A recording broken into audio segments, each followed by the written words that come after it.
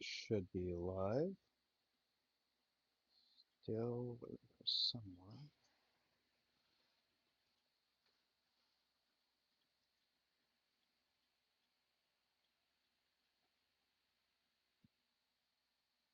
See if I can get someone's attention.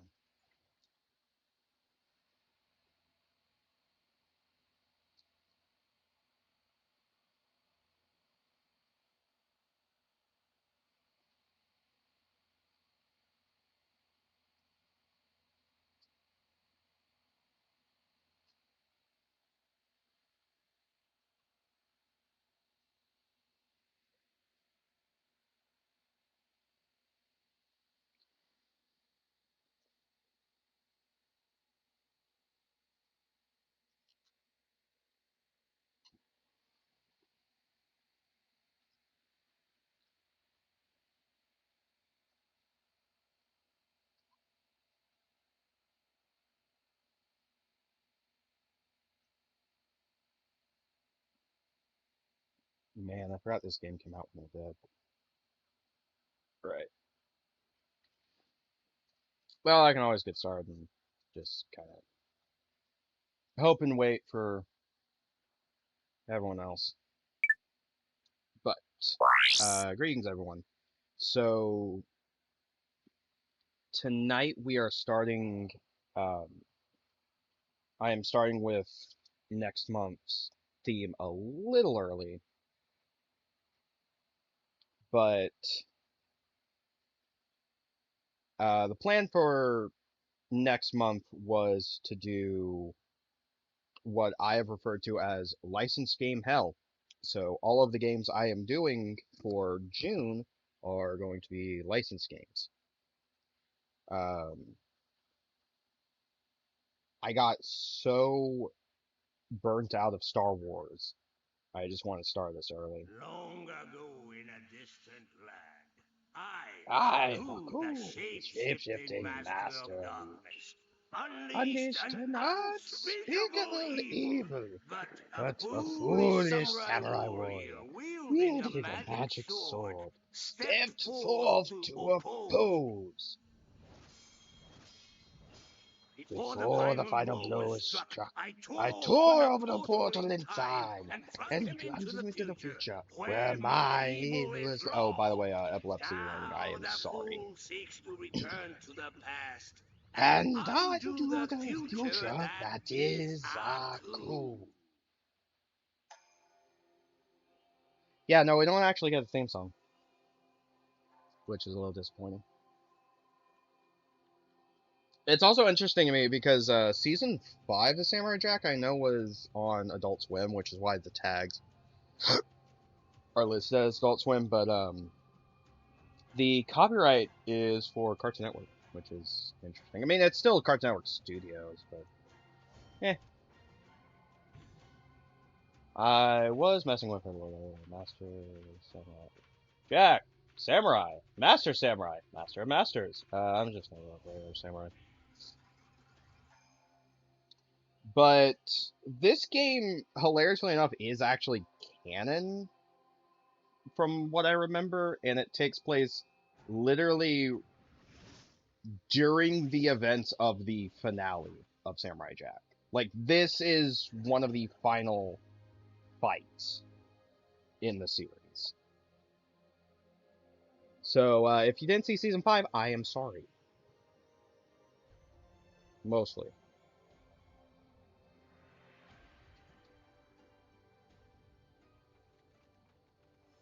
Is he dead? No, and he never will be. How Hi, Taylor dare you Strong. talk back to your father? No, you're not my father. Yes, I am. No, you're not. Ah!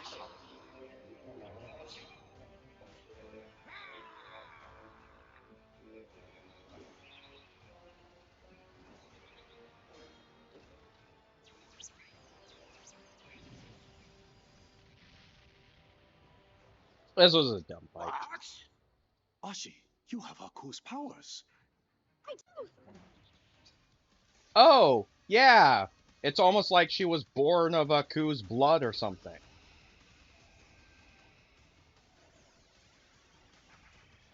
That to this day is still like it's a plot point that.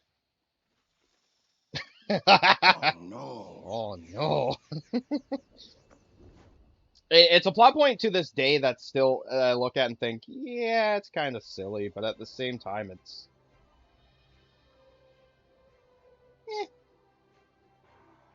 it's not the worst plot point. I think the plot point that still bothers me is Ashi just fading from existence in the final episode, because that bit didn't make sense to me.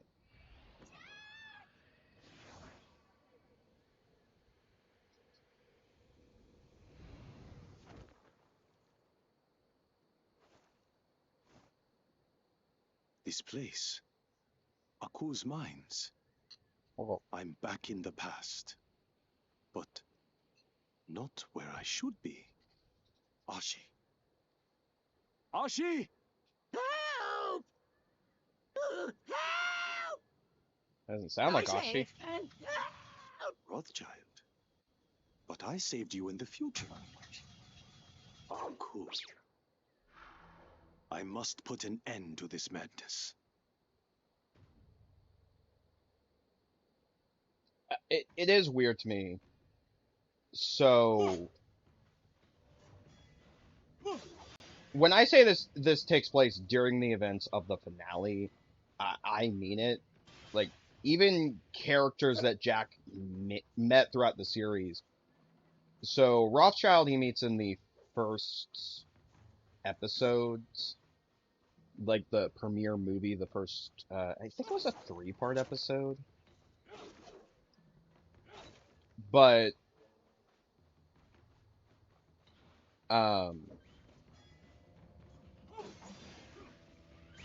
it's not like Jack going back to the past. It's literally everyone was brought back in time with him, apparently. So you like they recognize Jack, they know who he is, and they remember all the adventures they went on with him. So it's not like Jack remembers but no one else does. And it's one of the weirder things of this game for me, because it makes me wonder if the original intention was maybe, oh, he's actually making the past versions of them. No, he ain't the future version. Well, and I think the thing that makes it weirder is we'll see later, but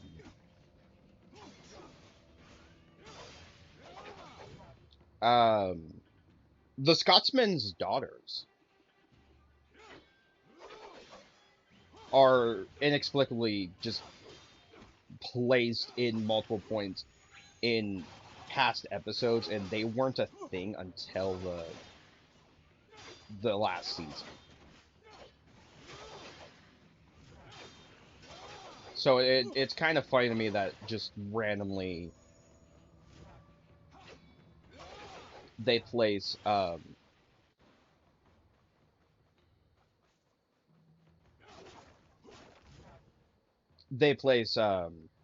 Scotsman's daughters just in different places, and they have significance, at least in the game. So I can't be too upset. It's just kind of weird.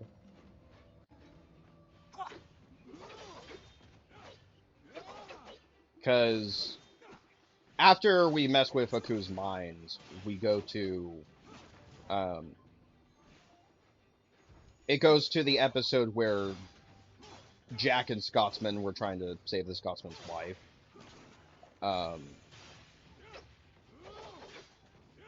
And the Scotsman's wife isn't there, but they have Scotsman's wife isn't there, but they have Scotsman's daughters, which is weird. Also, hi, Phantom. Hey. Sorry. I didn't know if anyone would show up, so I kind of just had a conversation with the non-existent audience. Oh, it's fine.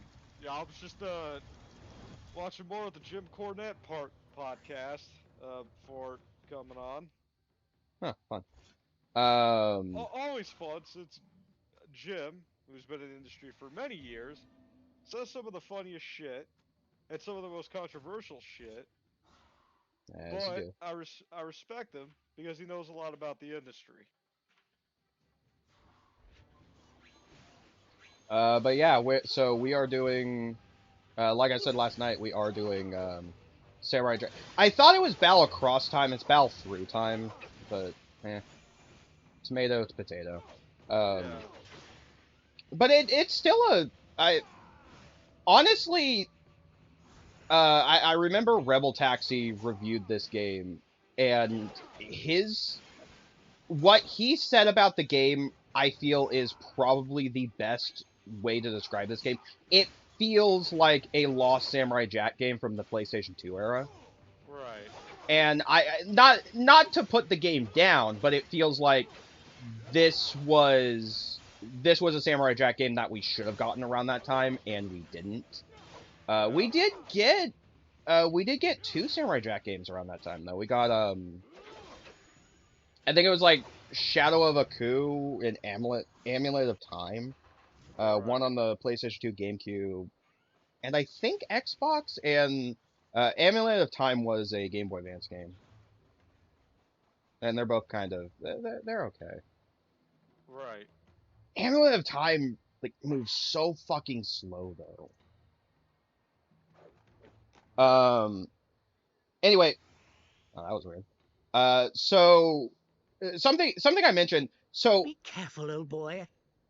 every character that you meet in this game, it's not like, because the entire plot of the game is Jack going back in time and kind of reliving the greatest hits of the series. And something I mentioned earlier before you hopped in. So they act as though they've already met the characters before, even though, like in this section where we're going through Aku's minds, that would have been the first time Jack's met Rothschild, which is the dog character. We're gonna see the Scotsman in the swamp later, and that's supposed to be like the first episode that they met, and they treat it as though it's literally from the final season, like everyone's reuniting.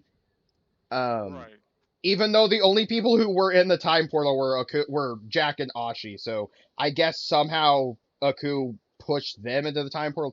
I don't know. Yeah. I think the implication is the implication might be something along the lines of like they wanted to have the game take place during the finale of the series, but they didn't want to have it where the characters didn't recognize Jack or something. Right. It's one of the few bits of writing that does kind of bother me about the game. But I like the idea that Aku has one final fuck you to Jack as he tries to go back in time. Oh yeah. I mean, one of the plot points of the final season was Aku had actually successfully destroyed all of the time portals, and Jack was just stuck in the future for 50 fucking years. Oh, okay. In fact, go to the pause menu. If you see the skill tree, like that image is specifically from like season 5. I also find it funny. So I think in the main series, Jack mainly uses like melee weapons, so like his katana, axes, spears, stuff like that. In season 5, he actually wields fucking guns, and they don't change the icon in the weapon screen. It's just like the original version of Jack just holding guns, and it looks so fucking funny. I'll show it when we get, hopefully when we get one, but yeah, I was even noticing because I was messing with the game earlier, trying to get back in the swing of things, because for some reason I have not actually touched this game since 2021. Okay. So it's been a while since I've touched it, but trying to get back in the swing of things, and like even looking at the game, it reminds me a lot of like it looks like a slightly upscaled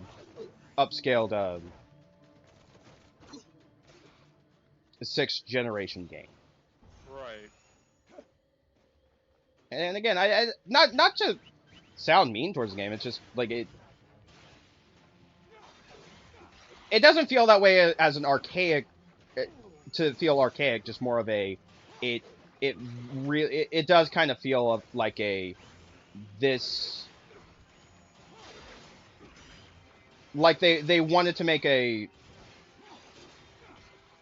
feel like a I think I mentioned it feels kind of like a God of War-esque game. And I mean like not the recent God of Wars, I mean like classic Greek mythology God of War. Right. Although you have full moon on the camera, so that's one difference. I remember original God of War games were fixed camera. Yeah.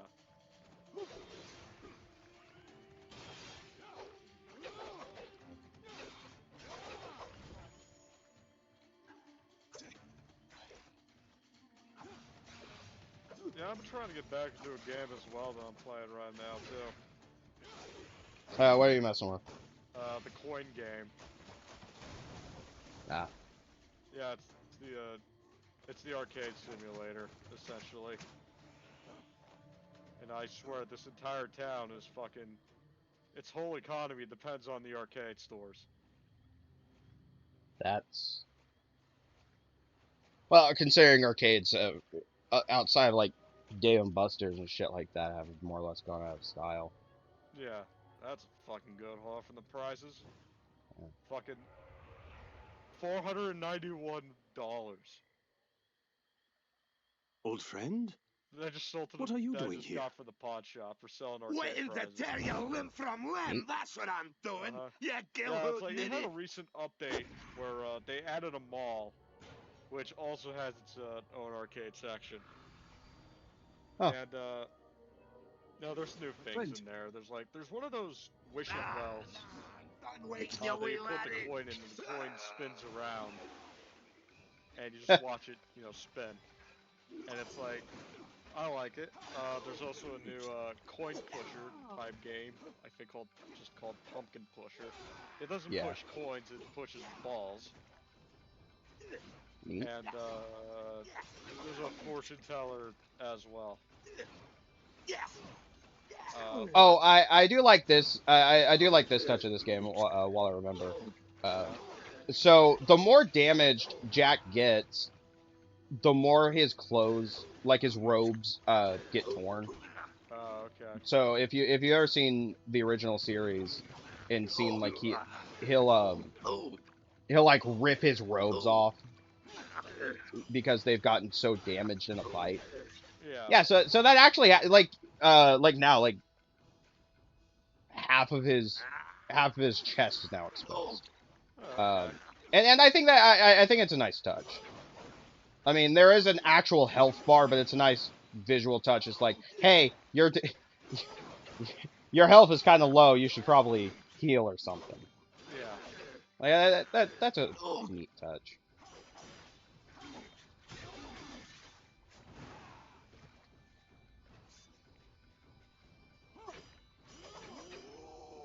Anyway. Anyway, you were talking about a coin game. Yeah. Yeah. They added the mall is pretty interesting. Considering that they've also added another store called Spunky's, which is essentially like a Spencer's Gifts. And It sounds like it'd be a Spencer's Gifts. yeah, and the thing is, you use it if you don't want to spend all the time trying to get all the tickets for like the best prizes. You can just go over there and buy the fucking prizes. They're expensive, but yeah. Laddie?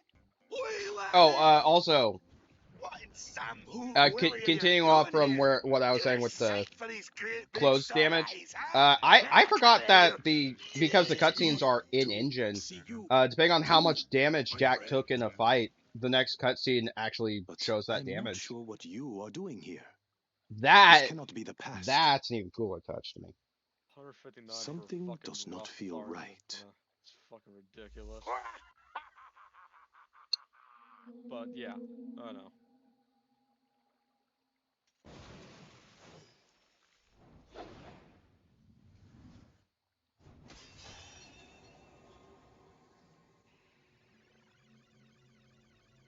And then the Scotsman was never useful in the game ever again. Oh yeah.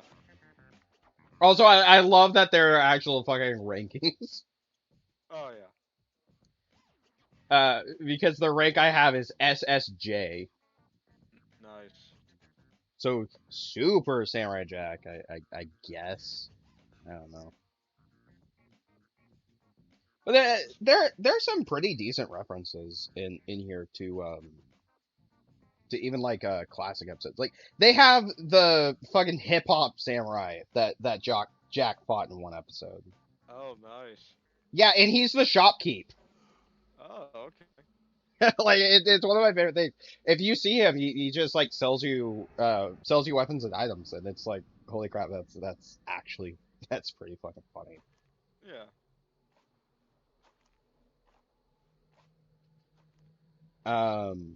I think the one character that's still weird to me that they have because a lot of these episodes take place much earlier than when they would have even existed in the timeline. They just suddenly have like the Scotsman's daughters, and it's like, wait, but they wouldn't have been born yet. Yeah. Little samurai. There we go. Fucking finally.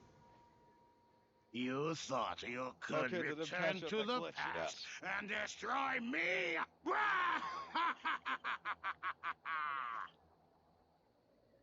I have cast you down into Yeah, a I'm sorry, place I'm with messing no the new future UFO or catcher that past. they placed in A place the between arcade mall, time. the mall Yeah. arcade.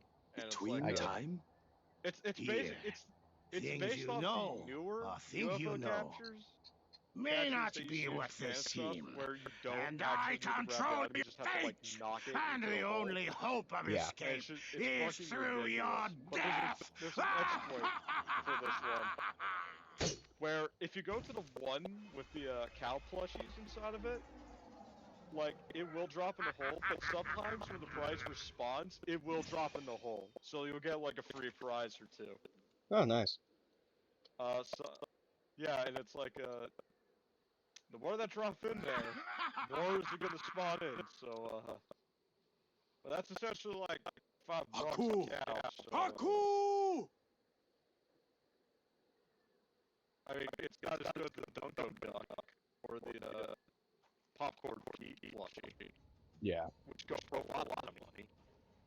But those take effort to get. Oh, of course.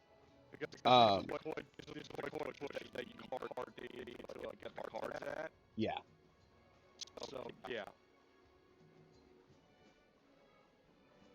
I actually remember, speaking of like crane games and such,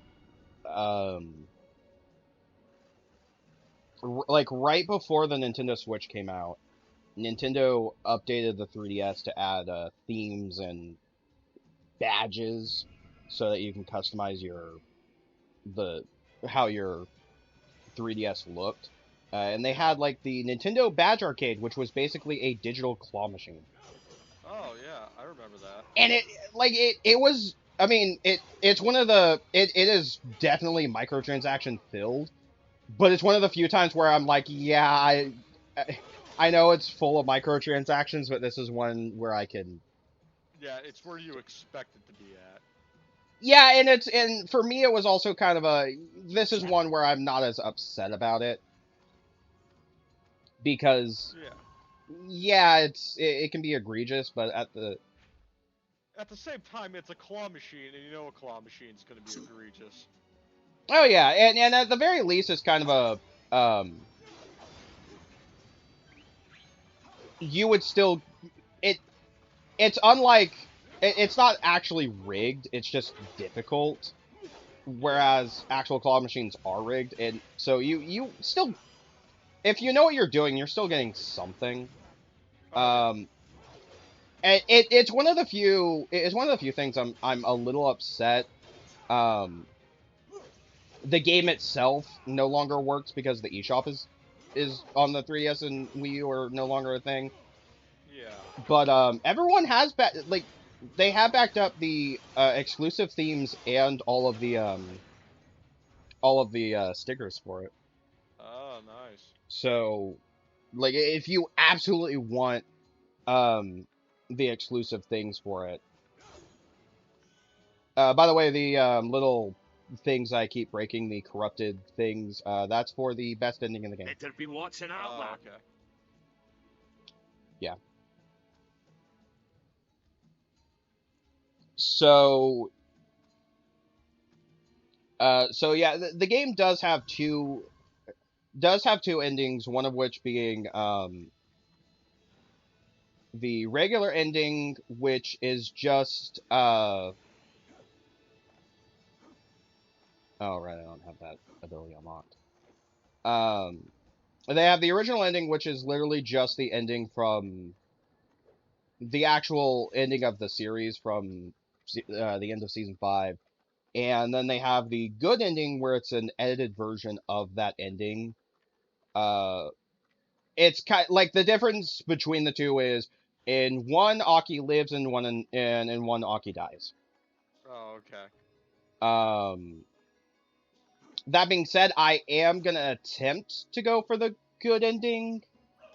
I make no promises that I will actually get the good ending. Worst comes to worst, if I don't get it naturally, I'll just I will by the end of the playthrough, I'll just have the Oh, here's speaking of which, here's the Scotsman's Daughters. We're ready.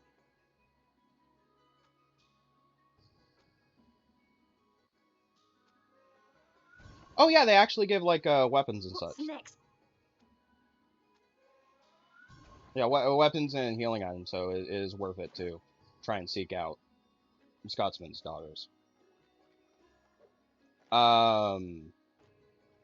What was I getting at? Anyway, but yeah, like I get to the end, I'll just like find a YouTube video Right. of the ending and edit it in. Yeah. Because it really just changes like one small section of the ending. But I like that ending more than the ending that we got because it actually gives Jack the happy ending he fucking deserved. Right. But I think the original ending where Ashi disappeared after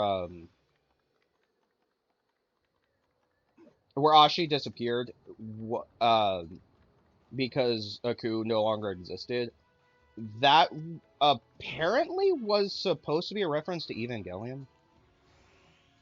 Oh, okay. I am not a big fan of Evangelion. I wasn't upset when I found out that it was a reference to Evangelion. It was just kind of oh, that somehow makes a lot more sense now. But I still like I still like the good ending because it's like, man, after all the shit Jack went through, like literally being trapped in the future for 50 fucking years. Yeah. Also not aging. Because of Aku's power that sent him to the future, Right. he didn't actually, well, like his hair grew, but he himself didn't age, Careful, old boy.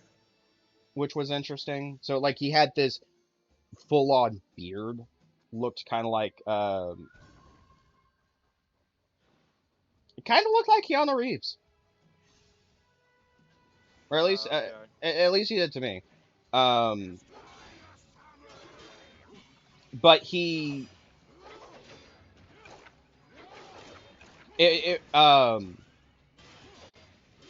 that's like one of the only signs in season 5, other than the intro being different because they don't use the same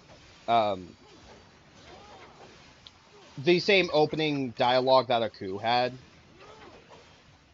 Um, which in fact that intro they do use as the original Aku intro they do use for the intro of the game, which I like. But they even Yeah.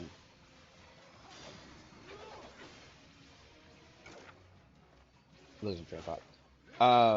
Other than the intro where Jack explains that it's been 50 years, the only sign that you can tell that it's been 50 years is like Jack just suddenly has a fucking beard. Right. A nice beard. I love the design. And then about like halfway through the season, he goes back to his original design because of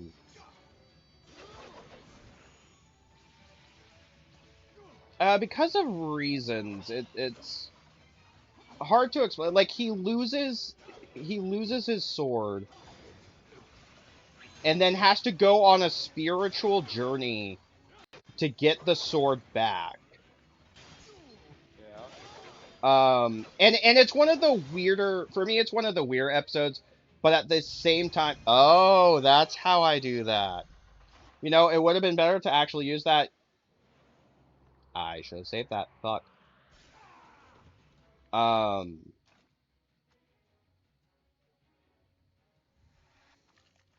Consume the haggis.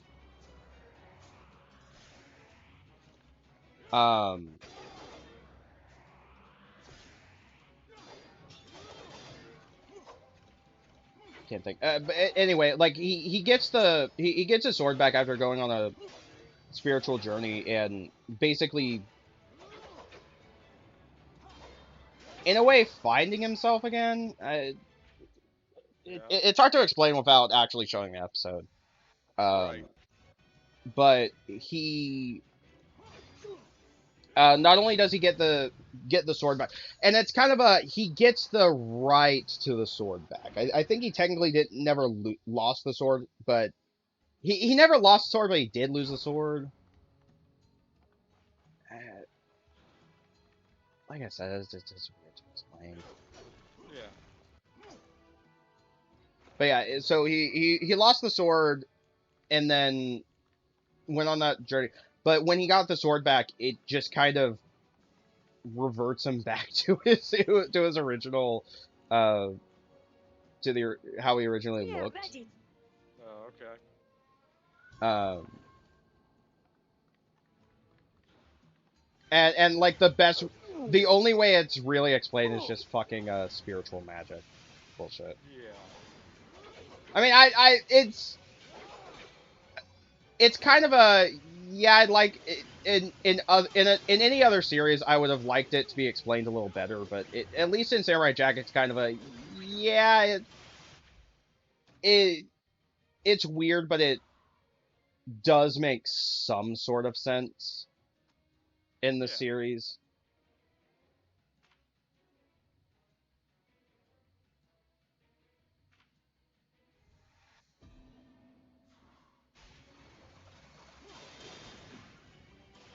I mean, it was better than I think it's still better than Aku, not Aku, Jack and Ashi fighting off a crap ton of slugs that are slowly destroying their clothing to a point where they get naked and just end up having sex afterwards.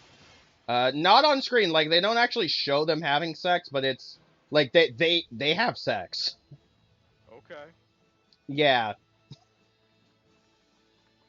Like there are a few things from season 5 that actually just bother me, not even as I think they were bad, but more of a this is dumb and we didn't need this kind of thing. Yeah. And I can't equip the bow because I don't have ammo for it. Okay, now I have ammo for it.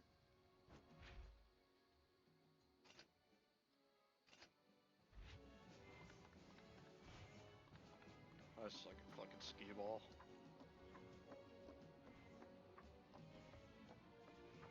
Just hook up a Wiimote. Use motion controls. Yeet. Bro, this game doesn't have motion controls. You use your mouse. Wait, that's what I thought. That's what I assumed. That does not sound like fun, by the way, doing something like skee-ball or bowling with a mouse. Yeah. Well, and I know Honestly, I know there are bowling arcade games that use trackball, but like that's something I can understand yeah. to some extent. But I do appreciate all the effort of this single developer, because it's one guy doing this, as opposed to all these arcade machines. Like, he's got that fucking dropping machine, where it's like there's a spinning wheel on the bottom, and you gotta drop balls into the hole. Oh yeah, that machine. Yeah. There's also the fucking stacker games that have the prizes on the inside, where you gotta stack the thing up, which is always rigged to end in your failure. Yeah.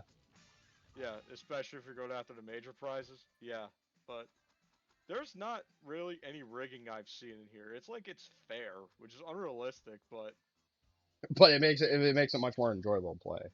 yeah, because it's like you can get like like if you time it right, you can get the jackpots and well, it's called Typhoon here. I'm not sure what the real device is called, but it's the one game with the light that's spinning around in a circle, and there's these hoops, and you gotta land it right in the middle of these two hoops to get the jackpot.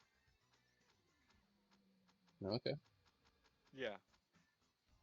There's also the fucking big ass wheels that you spin.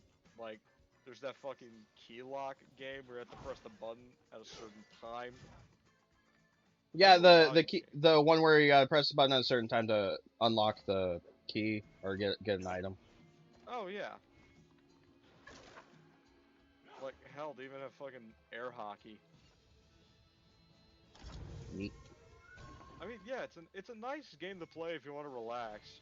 But if you really want to get good tickets, you honestly need to get good at Ticket Toboggan, which is the one where you launch the coin in to the wheel. Uh, it's the wheel that spins around. You have to launch a coin in it. You know, it's one of those ski games. Well, it's like the Yeah. bonus hole is like very tight, so you have to Oh, launch your coin into that. I remember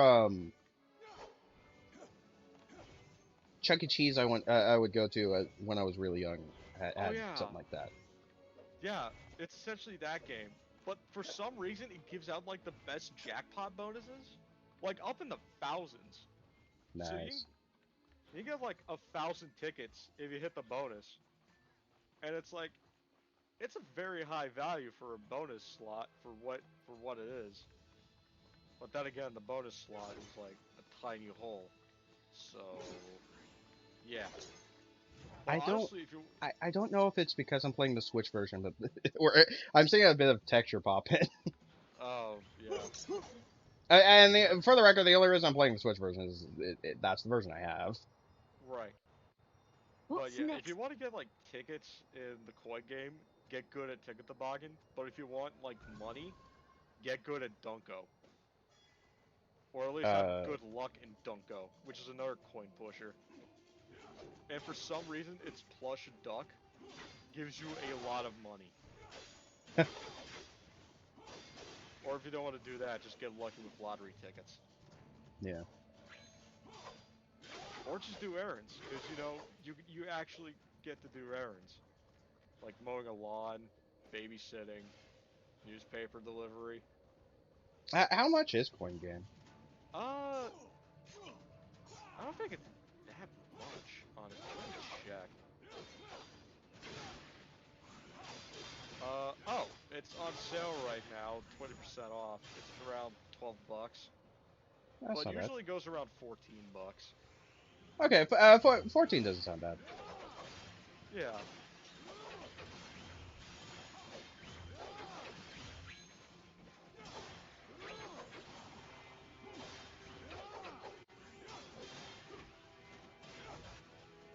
I also forgot this game has like not achievements, Yeah. but basically like here do enough of these challenges and we'll give you, you know.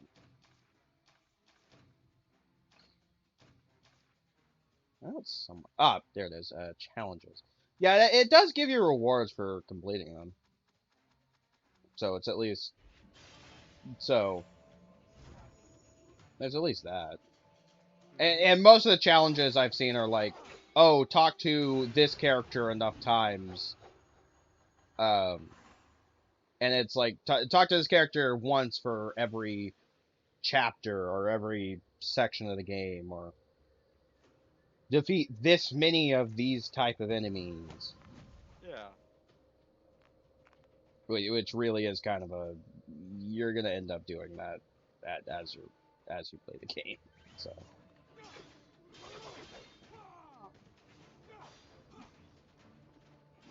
Give it a finger. Also, I think at some point Jack just unlocks a fucking double jump. Oh, okay. I can't remember if it's a oh, we've unlocked. Hang on. Range weapons. We've unlocked the gun. Nice. Look at Jack just holding a gun. Oh, damn. I love that image. There are stronger guns that you can unlock as well. But it's funny to me that they use that artwork of Jack with a gun, and they don't have like they don't use like season 5 Jack holding a gun, which would have made at least a little bit more sense. Yeah. Because I don't think he ever uses a gun. It's been a while since I've seen the series. I don't think I've actually watched a full episode of the series since season 5 came out. Yeah. But I don't remember him ever using a gun before season 5. And I mean, like, the opening of season 5 where he just mows down a army of, oh,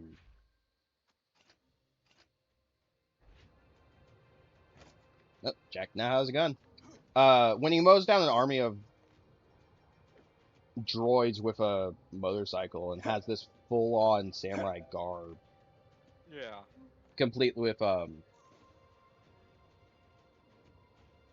like helmet and everything. It's from the first episode of season 5, and it's one of my favorite. It is honestly one of my favorite scenes of the series, because it's like, oh, we like you hadn't seen Samurai. We haven't seen Samurai Jack for like 15 years at that point, and he comes back, and like this is one hell of a way to return. Yeah. The fight with there was a singing robot that he fought that was kind of like this very like a very goofy robot, but a legitimate threat.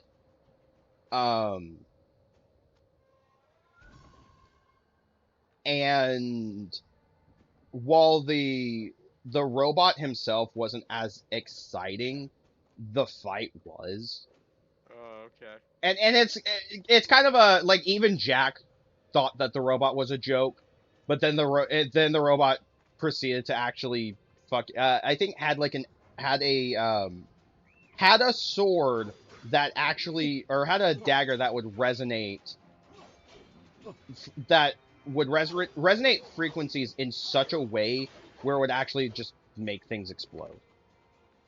Oh, okay. Which Jack ended up, after he defeated the robot, actually just took from him. Okay. That, you know, as you do, because it's like that's something that can actually be useful. But even did like the fucking Yondu arrow thing from Guardians of the Galaxy. Had a weapon that he can control with his voice. Oh, okay. I think it was like Scaramouche was the name of the robot. but it's like, yeah, the character himself is meant to be a joke, but it is funny to watch him because but it's entertaining to watch because it, like, yeah, it's a joke, but it's at least this is a legitimate fight as opposed to we're gonna have a joke character and he's gonna be killed off in like 5 seconds because he's a joke. Yeah. Better be watching out, laddie. This game's fucking rigged.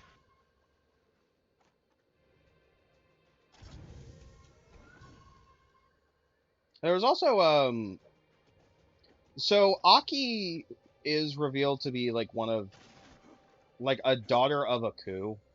Yeah. So there's an entire cult. Okay, isn't the name fucking, like, obvious and, like, on the nose? A little. Like, literally, it's just one letter. Yeah, it's just changing a vowel. Well, and it wasn't. It's not like a twist that she was a daughter of a coup. Yeah. Like they flat out they more or less the second you meet her, it's revealed. Yeah, no, she's one of Aku's daughters. But it was this whole cult that actually used Aku's blood so that one of their members could give birth to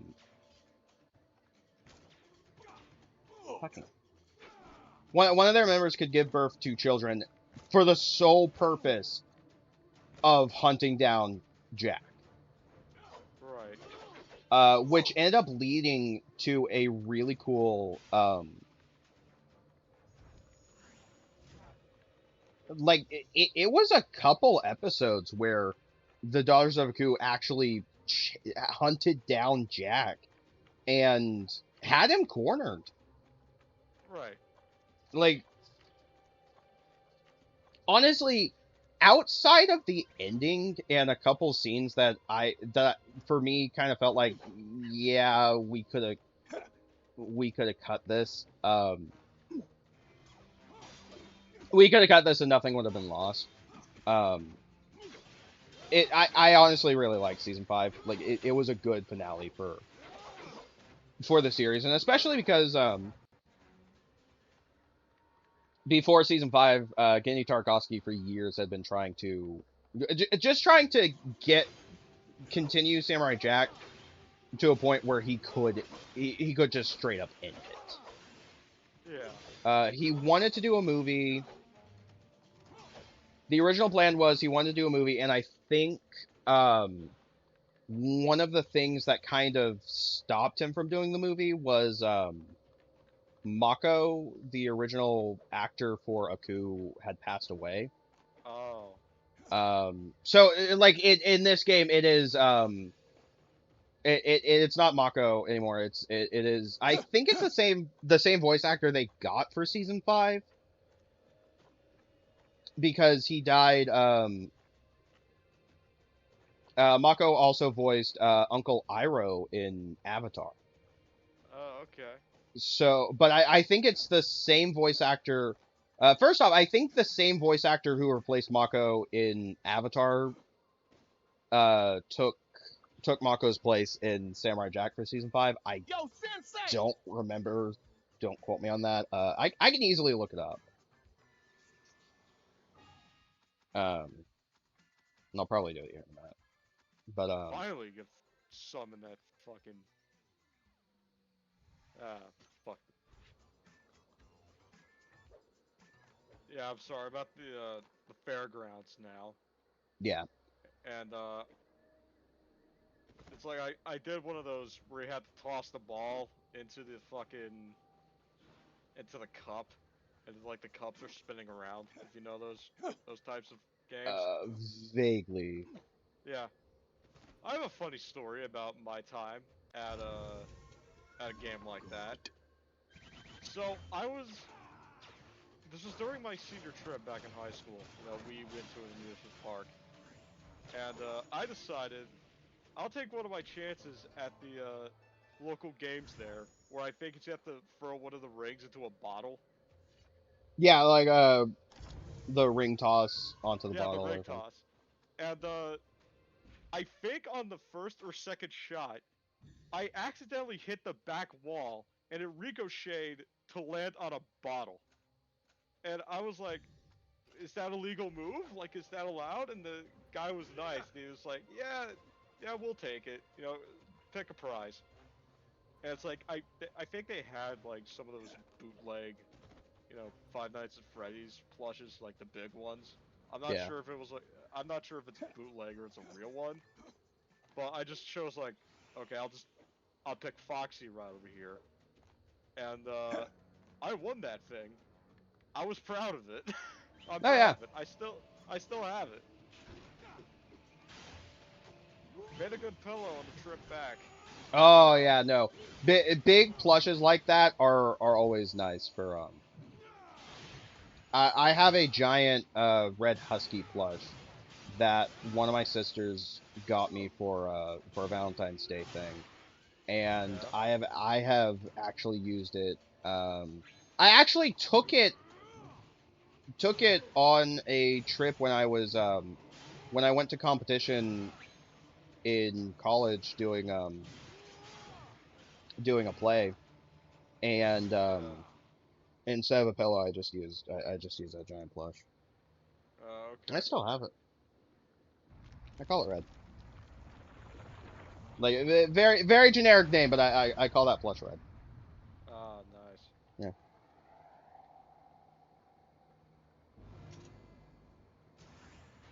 God, man, I kind of miss going to college, like physically, because it's like there was an arcade in that town. Yeah, I I just don't like it's something that really drove me nuts when and I know why we did it, but when one of my other friend groups that I usually play D&D with or well Pathfinder with um yeah. when we had a member that joined, but that member was in Oklahoma, Oh. and it would take a while for them to drive down to meet in person, so we Smooth. just started playing online. Yeah. And for the record, that person is the same person who when I wanted to do my own game and stream it, they're the person who said no, don't feel comfortable sharing my voice like a minute before I was about to stream. Oh, damn. Okay.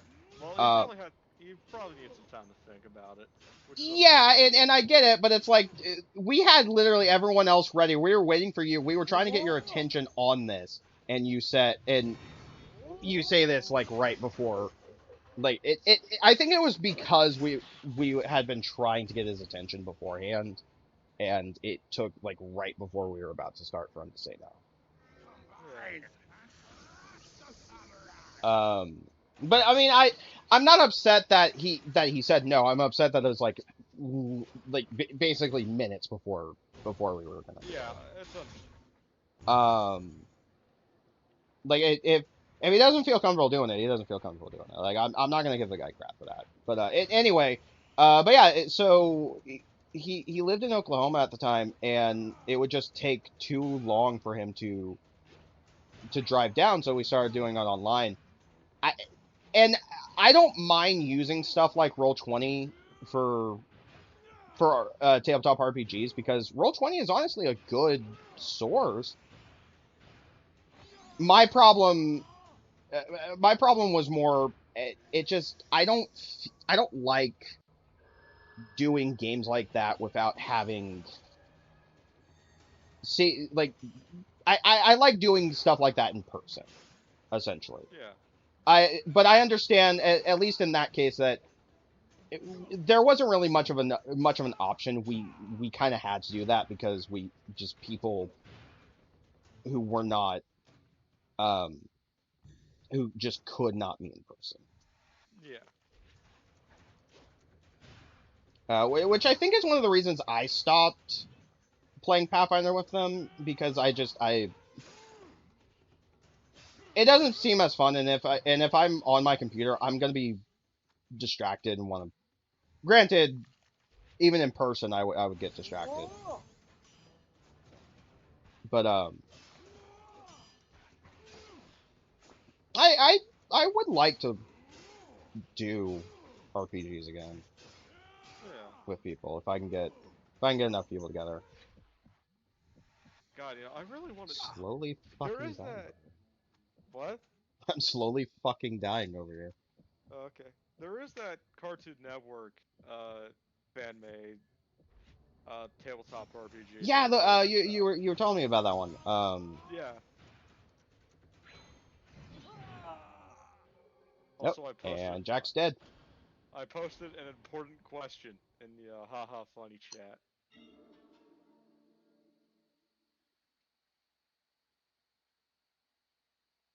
Yeah, I don't know how to look.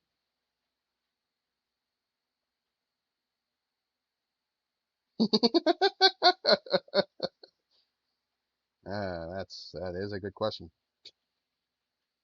To me, that's an automatic yes, because they know how to fuck.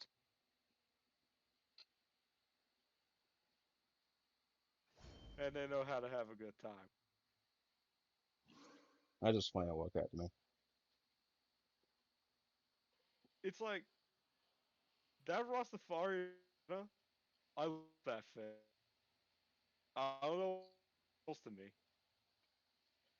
That actually reminds me. We were talking about big plushes that we had. Um, and this actually relates. This actually goes back to prizes. Um, I remember at a shenanigans, I won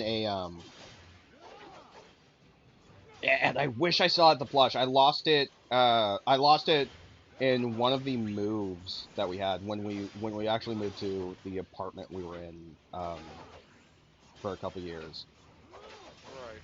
But I had a Rastafarian Garfield plush, Oh my god, that's and it was, amazing. yeah, and it was it was like it is one of those really big you can use as a pillow type plushes, Nice. and I wish I still had it. I think the reason because I think it was less I lost it and more I left it behind because um one of the problems we had in because we were in a mobile home at that time, one of the problems we had in that mobile home was there was legitimate mold, like Oh, right. water damage, mold. So it's kind of a we were basically forced to leave the mobile home, not because of the mold, but for other reasons. And it's kind of a yeah, we did not miss that we do not miss that place at all.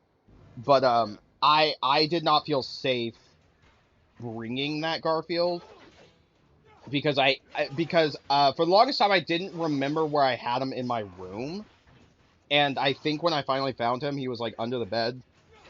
Yeah. Um, and this was so not like we had mold, and this was like the first year we lived in that mobile home. The last year we lived in that mobile home, we had a minor rat infestation, and there Oh. there were holes in multiple parts in the mobile home where possums would actually come in. Oh, okay. So it's kind of a yeah, with all the shit that happened since we had lived in the mobile home, I did not feel comfortable bringing that Rastafarian Garfield with me. Understandable. But it really said I'm more upset because one of the other things I lost was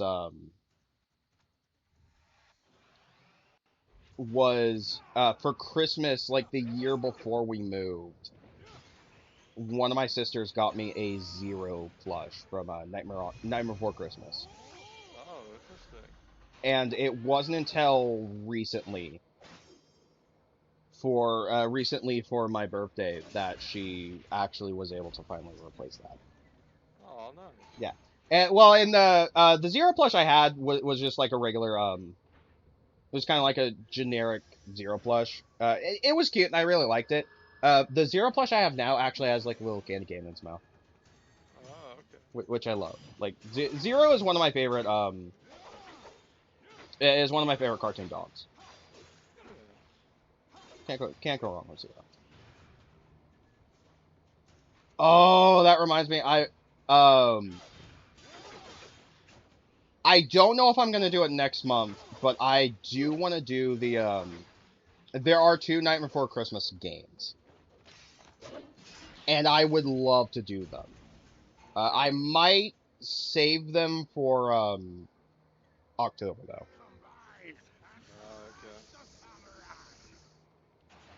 Okay. At the very least, I might save because there was a PlayStation 2 and Xbox game, and it's just like 2005. Yeah. But there was a PlayStation 2 Xbox game called Oogie's Revenge, which is actually a sequel to the movie. Oh, okay. But I might do that for October. Okay.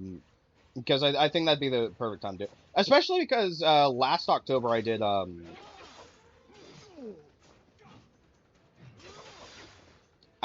Medieval. Oh, okay. And it would be like a nice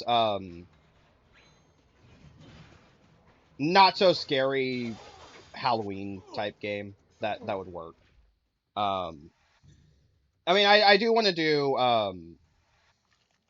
actual horror games. I remember for Halloween itself I did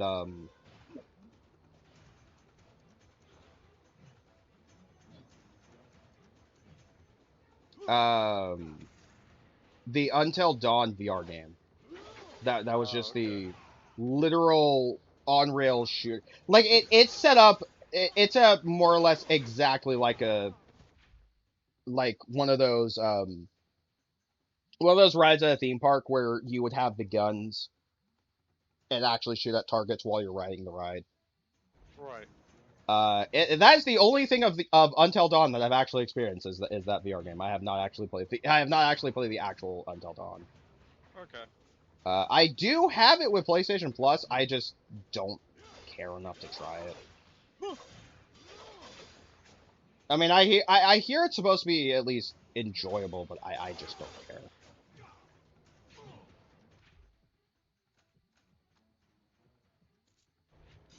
Jack is slowly dying again.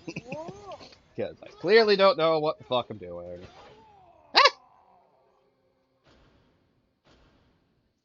I mean, the first fucking level tells me, oh, if you need to if you need to, here's the button to block and here's the button to dodge, and it's like, yeah, I know.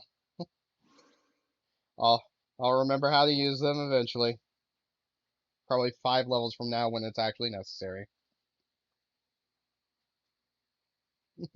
Time to bum rush.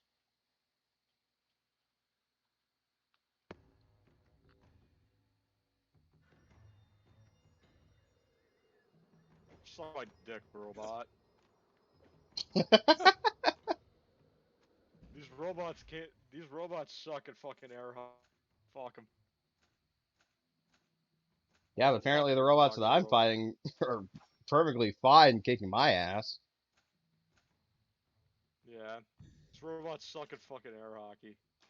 Now, fuck this vlogger robot. I'm throwing him to the fucking water. Oh yeah, that's right. Jack has the power of gun.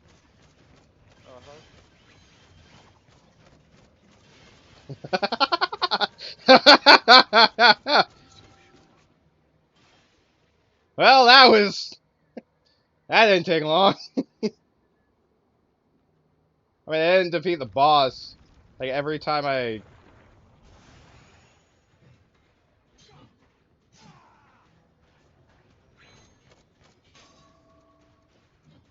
Also, apparently my revolver can break. Oh. Fucking weapon durability. Why does weapon durability affect fucking guns? I mean, it makes sense. It just feels Maintain weird. your gun, right? Yeah. It just feels weird. Fuck it open.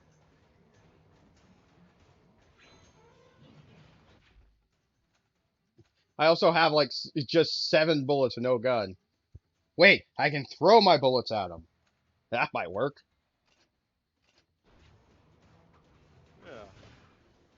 I want to see a game where like something like this where even your gun has weapon durability, but you run out and you can just somehow throw the fucking bullets at the enemies. Like it's not as effective, but you can theoretically do it. It's just not a good idea.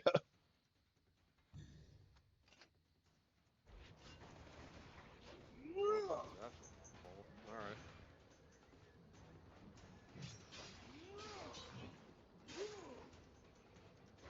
I do love the developer went out of his way to fucking make a putt-putt game. Yeah. Mini golf in this fucking game. Kinda suck at it, but... Yeah. That actually saddens me that... Yeah, that actually saddens me. The shenanigans I used to go to in Rockwall actually had a miniature golf course inside of it for years. In your college? No. In the city I used to go to. No, Rockwall was the city You said Rockwall, I'm like, oh wait, you're talking about college again? No, Rockwall. Oh. It was a city not the city I lived in, but the city it was like 30-minute, not 30-minute, like a 15-minute drive from me. Yeah, understand. But they had, there was shenanigans there. For a while, they actually had a, miniature golf course inside, and it was like it's like a blacklight miniature golf course thing. Yeah. And I think they replaced it with escape rooms. Oh, that's sad. Well, the escape rooms, I remember trying them at least once, and it was alright, but it's like, man, I miss I miss playing mini golf. Yeah, I know. Let me play my mini golf. Oh, yeah, it. Go ahead. It's like, you know, I heard you say Rockwell. I'm like, wait a minute, is that your college name? Is that your college? And I was like, well, that's strange that a college has a miniature golf course. But then again, my college had a actual fucking climbing rock wall inside the gym. I will escape from this place and return to the past. No, my actual. Oh my gosh, Jack's hair is clipping through his body. That's not unusual. I just noticed that. And it's like, oh, that's actually kind of distracting. Yeah. Because I know the scene there is supposed to be, oh, I will escape from this dreaded time prison that you've kept me in. And it's like, yeah, it's supposed to be a dramatic, you're gonna stop the bad guy thing, but I can't help but focus on your fucking hair clipping through your body. Exactly. In the fucking hole. No, my college had what did my college have? Not a tennis court. It had a Where have you brought me, Aku? Well, yeah, I mean every college needs to have a tennis court in it. But at a tennis court, it had what did it have? It had a walking trail, or like a hiking trail or something. I know that voice. Oh, that's nice. But I freed you. Yeah, my college. You ascended to Valhalla. Walking trail, but you would just walk around the fucking campus, I guess. Yeah. Well, my college is also a community college. What kind of food did you have in your college? Because it's like Subway. Like, did you actually Panda Express and shit like that? No, literally, it was just a Subway. Just a Subway? Like, that was it? Yeah. Not even a cafeteria? It had an area that was referred to as the pit. And that technically was the cafeteria. It was kind of like a common area where a lot of people could come and Oh yeah. it was a common area where a lot of people could come and just kind of hang out. And in fact, a lot of times when me and my friends were not, because a lot of my friends that I would play Pathfinder with were from college, but a lot of them, a lot of times we would just like between classes just hang out in a bit, Oh yeah. which usually helped because for me I only had like Got it. a class a day because of my schedule. Oh no. So I would just and usually it would be fairly early in the morning, but I would have my class and then just hang out in the pit with my friends until I would go home. Yeah. Yeah, it's like we have fucking Panda Express, fucking Steak and Shake. We Man, have I we would have had a, liked the we Steak and have a Shake. Subway, and fuck, what else? We had a Pizza Hut, and but everyone to the Chick-fil-A. Everyone goes to the Chick-fil-A. It ain't No, of course, fucking busy over there during lunchtime. no, of course, because people like Chick-fil-A for some reason. Yeah. I It's like and honestly, I I don't hate Chick-fil-A. I hate their the CEO and their policies, but I don't hate their food. I know, but you know, I'm gonna joke here, but I'm bisexual. But I'd go straight for those fucking nuggets. Those are good. Those are good nuggets. They're Uh, damn good nuggets. well, and I remember I remember around the time the controversy around Chick-fil-A came out, my sister actually looked up how to make like knockoff versions of the nuggets at home. Yeah. And apparently they use pickle juice, Oh, yeah, Your that chip. makes sense. It's which, part of the which brine. is so weird to me thinking of it. But it's like you try it and it's like, yeah, no, I can taste it. Yeah. But it makes sense. It's part of the brine. Yeah, but but no, it's it was something that was interesting to me. But yeah, no, like it's one thing that saddens me because like Chick-fil-A actually has some good chicken, but Yeah. I don't want to go there because I have too many friends and family who are LGBTQ that I I just do understand. not feel comfortable. And it's funny, I have a sister who's bisexual who loves Chick-fil-A. Well, yeah, same here. And it's like, man, I just like I get it, but like when I feel like boycotting something, I'm not gonna cave and suddenly like, it's open. I'll guess I'll eat here. Yeah. If I want to go to a restaurant and nothing's open except for Chick-fil-A, I'll cook something at home. Okay. Uh, And but to be fair for me, most of my bucks went to the fucking Panda Express because I fucking love the honey walnut shrimp. well, and it didn't help that the only restaurant on my college campus was Subway. But it had gotten to such a point where I would just get Subway. Well, and Yeah. to such a point that when I finally when I got my first job, around the time I quit, because I would usually bring food from home. I didn't like going out Right. and getting food. Although there was a Sonic fairly close to my first job. Um, around the time I quit, because I was so fucking depressed, I decided to say fucking and just got Subway. Like got Subway for dinner, and that's something that I would almost never do. I would never just buy dinner for myself, but I just hated that job so much. It was so fucking depressed working there. And like fuck it, I'm getting what I normally order from Subway when I was at college because I know it's gonna make me feel at least a little better. And I think Oh about yeah. a week or so later I ended up quitting.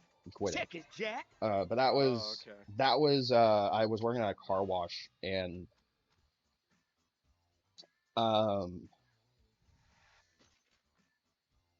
I remember I remember trying to look up to see if because my the boss I had there would have people work not literally 9 to 5 with no breaks. Jeez, man. Yeah, and I remember I actually remember venting about it in Moonzy's server and asking someone to look up to see if it was illegal for him to do so. Yeah.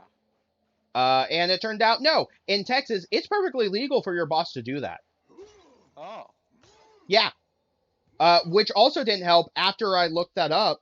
Having said boss bring a laptop, shove it in my face just to show me what I had already figured out earlier that day. Right.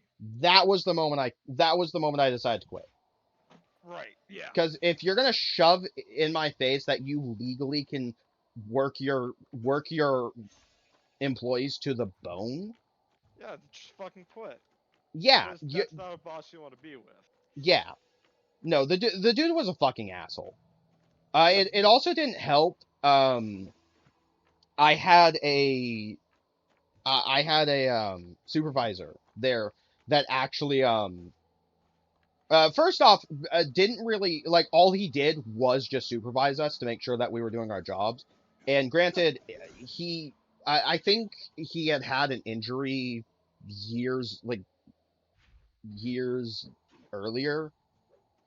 So it's kind of a yeah. I was never upset that he never seemed to do a whole lot of actual work, but this man actually that supervisor actually gave me shit because of my political views. Oh, yeah? Yeah. So it wasn't just that the boss was a dick, it was the actual supervisor I had. If you're gonna give me shit for my I don't care if you don't like my political views. I am not shoving them down anyone's throat. I'm just saying that this is where I am on the political spectrum. That's literally all I told the man. Right. Like, I am the opposite. I am of the opposite political opinion of you. I may not agree with you, but I'm not gonna argue with you on this. And in the first words when I told him what my political views were, what the fuck is wrong with you? Yeah. And then he continued when I refused, when he kept giving me crap to such a point where I just stopped talking to him for the rest of the day. He actually came up to me and is like, am I making you upset? And it's like, Yes, dude, you are. yeah. That was just a shitty place to work, and I feel sorry for anyone. Like, that is a place that actually, on multiple occasions, would have high, turnaround.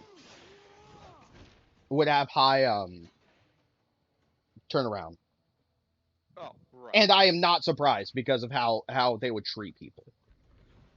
Yeah. Like, I'm surprised that place is still in business. Because of Yeah, how man. they treat people. Yeah, it's like it sucks because it's like, you know, it's like you're trying to keep like a good environment and then someone has to fucking ruin it, you know? Well, and for me it's like I couldn't even have a good environment there because of how like I had like maybe 2-3 people there I actually trusted. Right. Everyone else was either an asshole or I tolerated. And I don't want to work in a place like that. At least when I worked at Valvoline and got fired, it was a mutual thing. Like we understood that I just was not a good fit to work with oil. Work with oil, like replacing oil in cars. Like I just was not good with it. But I am still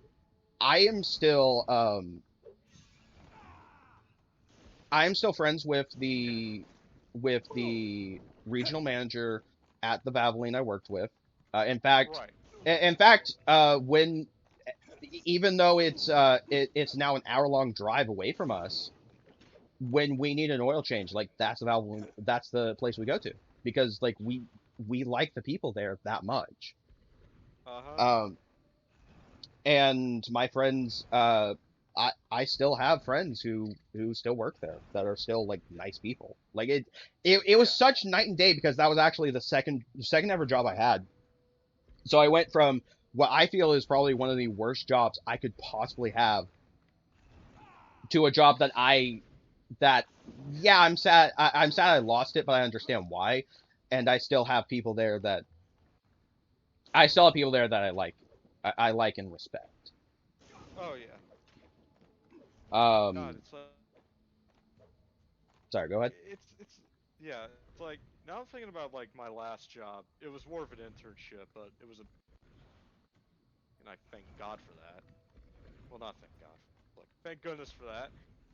Uh, it was a great job. You know, I liked what I was doing, except for the last week where it's like, Ow. my boss tells me and goes, "Oh well, hey, you know that thing that we've been talking about? You having to travel around to these different cities?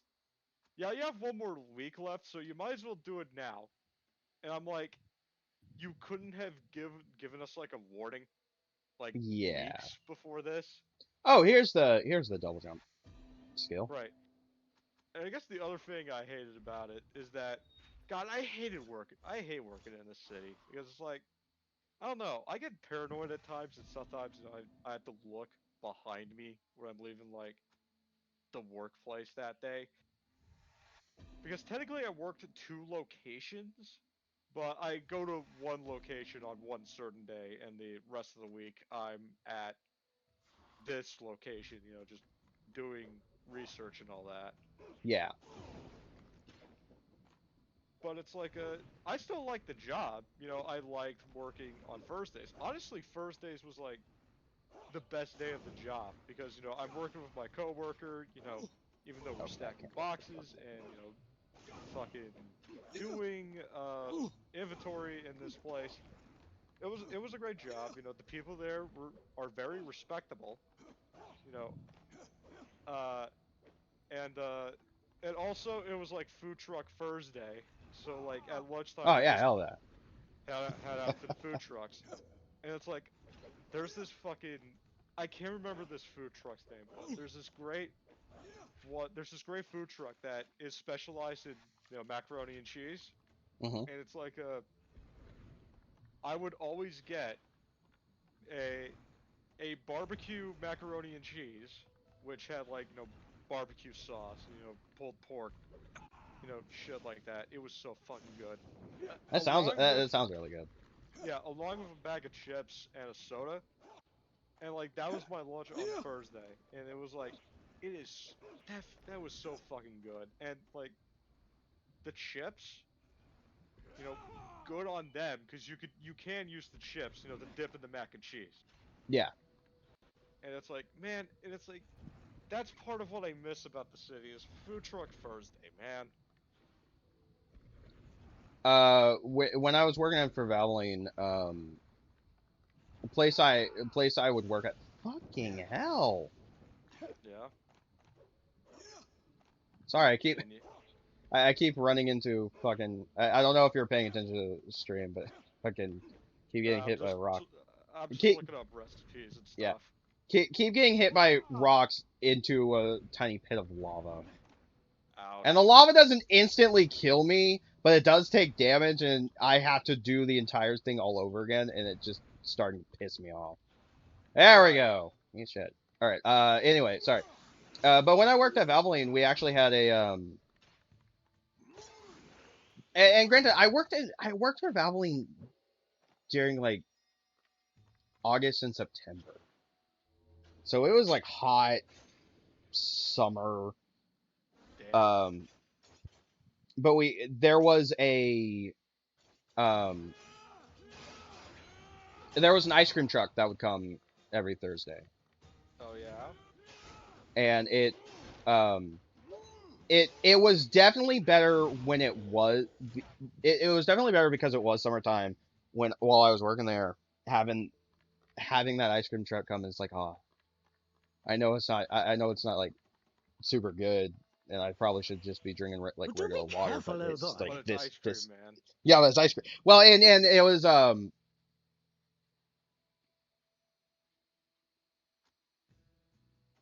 I can't think of a sudden. They had the Sonic ice cream. Ah, nice. Yeah. So that made me like that. That's what I would normally get is just the fucking Sonic ice cream. Of Yeah, course.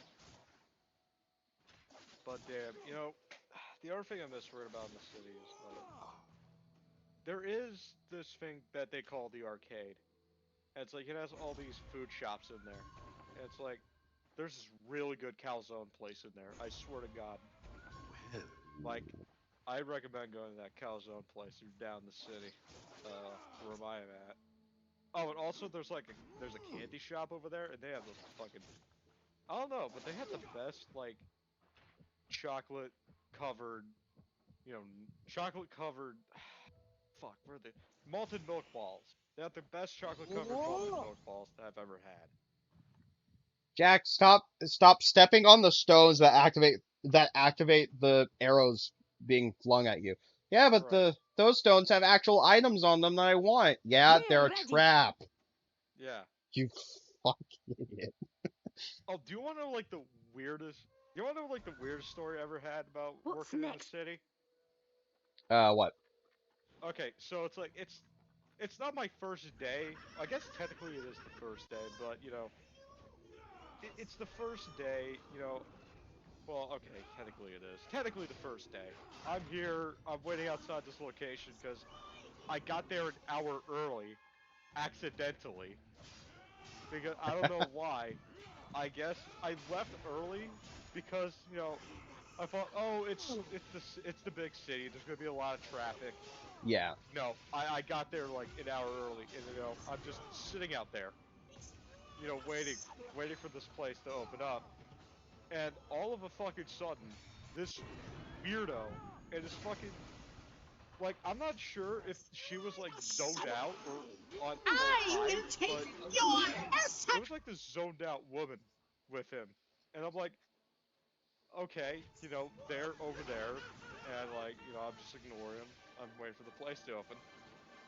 And it's like, you know, I'm dressed nice. He comes over to me with Yeah. his girlfriend or whoever the fuck, and it's like, he starts talking to me about shit. He's like, oh, wait, what are you waiting here for? I'm like, well, I'm waiting for a job. He starts, you know, sitting down next to me and talking to me about a bunch of shit, and I'm over here, honestly uncomfortable because he looks like he's gonna fucking rob me. He looks like he's gonna fucking do something bad. And Yeah. he's like, and he's dressed like a fucking asshole. So so's so's the girlfriend he had with him. And it's like again, no, he says to me, oh, you know, I'm a modeler. You know, I do fucking, you know, I do modeler work. I'm like the photographer for the modelers, and that's my model over there. And I'm like, okay, sure, buddy. And then he starts ranting on about how he was gonna run for election for being mayor in like another city. Yeah. And I'm waiting there and I'm sitting there. It's like, okay, just talk to the man. Don't say anything bad. And just say stuff. You know, hopefully he'll go away. And it's like, but he wasn't going away. And I'm like, oh fuck. Dude, And it's I've like, got a job to get to. yeah, I know. And it's like, Like, at some point, I would have just lied and say, hey, I've got to get to work, yeah, and I know. just left the area. Yeah. Like, And it's even if you're right next to your job, like, just left the area because that's a, I am too uncomfortable to be like I know my job opens in like 30 minutes. I'm yeah. gonna leave for a second because this is And just uncomfortable. you know what? Thankfully, I got a distraction because you know there's a school group that came in, you know, who's touring the place because the place I'm working at, it's also a small museum and they have statues out in the front. Yeah, And it's like, you know, the guy that focuses on the group, and it's like the door to the place that I've worked at, you know, the security guard opened the door. I even up and fast walked all the way to the entrance, and it was fucking weird. That was my first day. And oh it's like, yeah, no, and that would have made me uncomfortable. I know when I was working at GameStop, like the first year I worked at GameStop seasonally,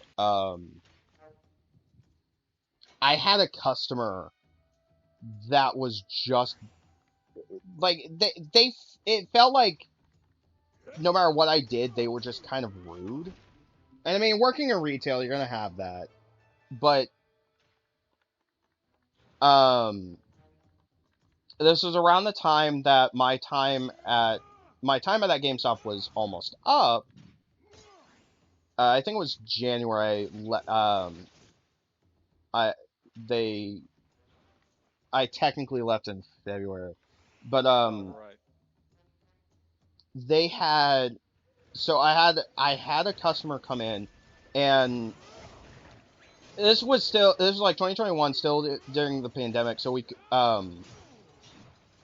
around the time when it would start getting fairly busy, we were told, hey, we can only have like 10 people max, like 10 customers max in the store Right. for sanitary reasons. And we had already had people who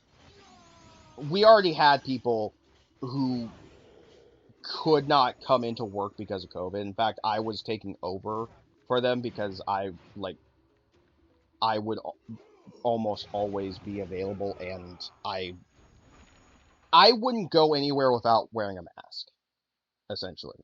Oh, yeah. Um, but we had a customer come in, and it was like a family. Um, and my manager there told me, basically explained, hey, wait outside because there are people who are waiting outside. Wait with them. If they're looking for like a specific game, let us know and we'll have it ready. And I mean, one of my tasks at that GameStop was literally just restocking shelves. Oh, So okay. I knew where I would know where certain games were. So if someone needed help finding something, I knew where they were. Um, and the restocking part it is important for later in the story. Anyway, this family comes in, and I tell them, hey, you're gonna have to wait. Yeah, we have people in, but we can only have a certain number in. And I think the father said something along the lines, I didn't know this was California.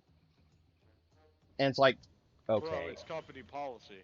Yeah, it doesn't matter where we are. This is company policy. Yeah, I don't like, care how I can't upset. control. I Yeah, can't control what the company does. yeah, That's all. That's on them. yeah.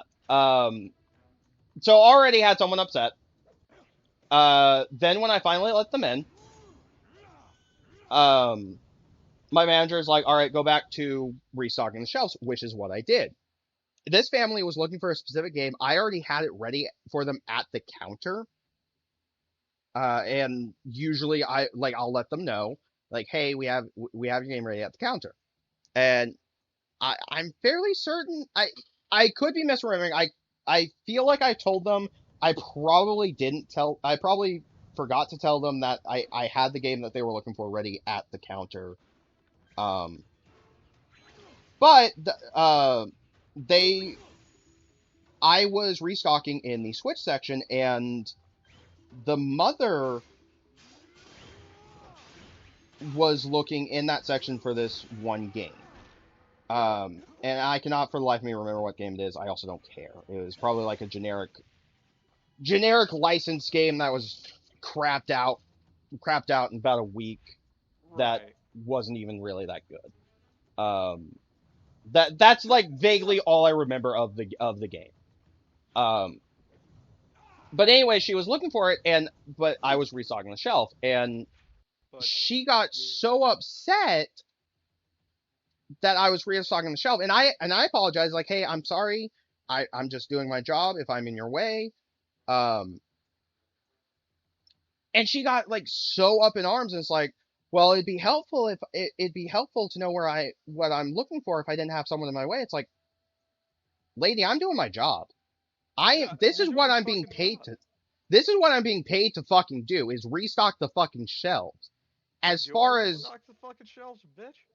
yeah, and it's also kind of a, like, if you're looking for a specific game, you could ask me what game it is. I can look in the pile that I have to say, yes, it's right here, or I could look at the shelf because I've restocked this shelf 100 times at this point and look for the specific game you're looking for and tell you if we have it. Right. And she's like, no, no, no, it's just fucking, I'm gonna be a bitch. Um, it it got to a point, my manager, actually not the manager, I think the assistant manager, because the manager wasn't working there that day. Assistant manager, who was in the back room, called me to the back room and asked me, hey, what's going on? I explained the situation. And it's like, okay, that woman is just going to be me. Is that, like, you're not going to be able to reason with her right now. She's probably just upset at something else. Like, if you're restocking shelves, uh, restock, like, I think I was restocking the Nintendo section, restock the Xbox section that's just across the way, that's on the opposite side of the store, and get back to the Switch section um when she's done looking. Right. Um, which I did. Um, what made it worse is this woman then complained that she couldn't find the fucking game she was looking for when she finally got up to the counter. And I'm just sitting there thinking, and I wasn't at the counter. I think either the assistant manager told me or someone else told me. But so it's bad enough that you're upset at me for restocking the shelf, something that I'm actually being paid to fucking do, and then you have the audacity to be upset that you can't find the game, even though someone was restocking the fucking shelf. Exactly. Like, you can't have it both ways. Either, like, I can understand at some point being like, I'm annoyed if you're upset at me for getting in your way and restocking the shelf, but it's also like, I understand. I'm in your way. I'll move. Just Yes. let me know I'm in your way. But like, it was bad enough that she was already upset at me for for being in her way, but it was on top of that, being upset that she couldn't find the game she was looking for. And it's like, you either be upset that you can't find the game or be upset that someone was probably restocking the game you were looking for. Right. Don't Yeah. don't be upset. Don't be upset about both. Yeah. So, But I do know people will just like, will just be that way. yeah. Hopefully, when I finish my master's degree and I get the job I want, hopefully, I know I'm probably am going to deal with some people, but it's like, it's our job to help them, and I'll do the best I can to help. But if you're gonna be bitchy to me, then you're not gonna get the help that you expect. Well, and I mean to some extent, like, everywhere you work, you're gonna run into people who are just more or less dicks for the sake of being a dick, or a dicks for the sake of trying to get some for free, which that drives me nuts more. If you're gonna be a dick because you think it's gonna get you a free item, then, like, what the hell is wrong with you? In fact, going back to, like, the car wash I worked at, one of the few times that one of the more asshole workers that I had actually defended me. I had a customer at the car wash who had this this car that was just covered in dents. Like Yeah.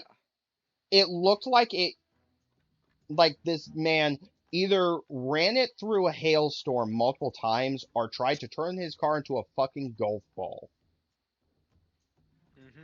Mhm. I was Yeah, ready. pointing out that that this car was covered in dents to one of my coworkers, and this guy is like, "Are you trying to finger fuck my car?" And it's like, no. And at first I thought the guy was just joking or teasing with me, and it's like, no, he kept going. It's like, are you trying to finger fuck my car? And even saying to one of my other coworkers, he's trying to finger fuck my car. It's like, you brought it to a fucking car wash. If you don't want me to touch the car, you brought it to the wrong fucking place. Yeah. And what's worse, he was upset at me for touching his car, and I didn't even lay a finger on it at that point. I was pointing towards it, pointing towards like a couple of the dents, but never laid a single fucking finger on the car. I know. But it's one of the few times I actually had a coworker at that car wash stand up for me and actually be a halfway decent human being. Yeah.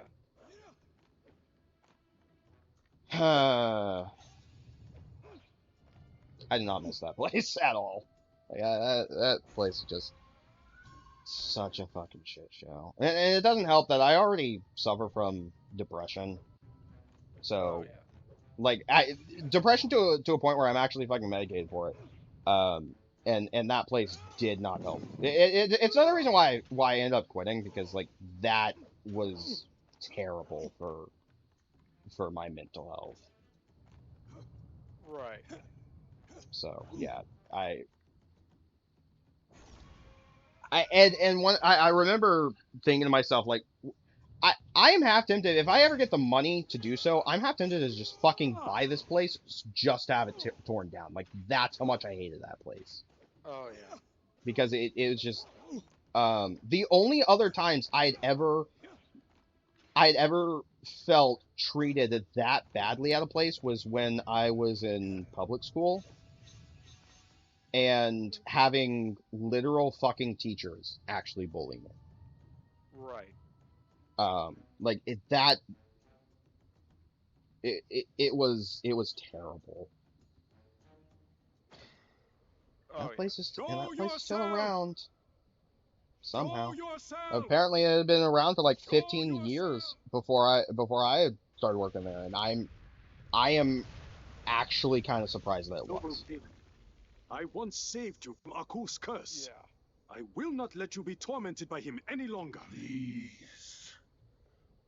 Well, and I think the thing that saddened me is like the regional manager there, the guy in charge, that was the huge fucking dick.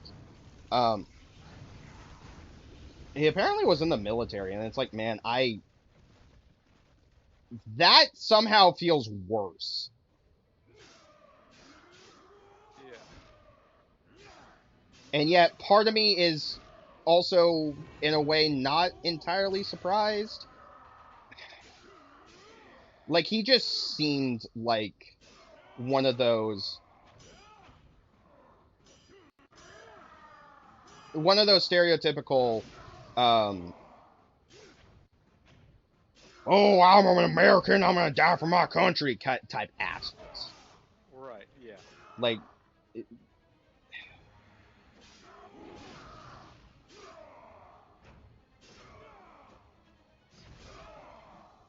and I've just dealt with a lot of assholes like that. Yeah. And it really saddens me because I have tried to be as nice as I can, and I know I'm not always the nicest person, but I mean, I have even said on multiple occasions I am a pacifist, but I'm a pacifist by nature. I don't want to fight someone, even try and verbally fight someone, unless I feel actually attacked. Right, I understand. And it's places like that that actually push me to my fucking limit. Yeah.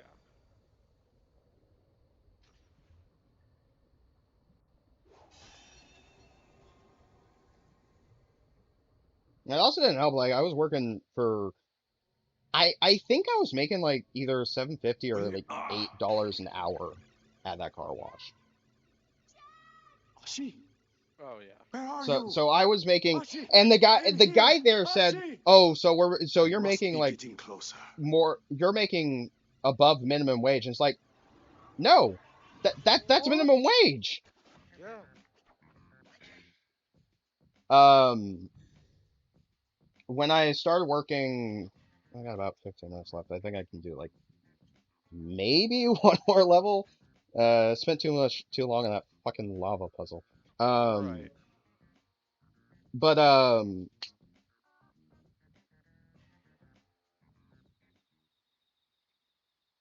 I cannot think. Um, but yeah, I was making like I think technically $8 an hour there. Um, and then moved up to, and granted, I only worked for Valvoline for like 3 months, but was making like 11 an hour at Valvoline. It made me real happy. It's probably the most Right. I've actually made at a job Samurai! currently. You actually think you can escape from the mighty Aku? I will. I can feel it. Wrong! The only thing we'll feel is... Oh, the 3D model for Aku looks so fucking weird. You will not stop me, Aku. Because they're trying so hard to make it look like Aku, but still have it be 3D, and it's like, man, it just I can see the effort, but at the same time, man, that looks weird. Yeah. It's not terrible though.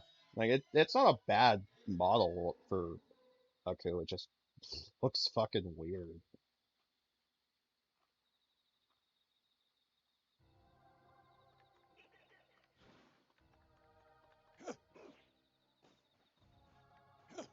Trying to remember what episodes we've basically played through, because we played Jack and the Scotsman.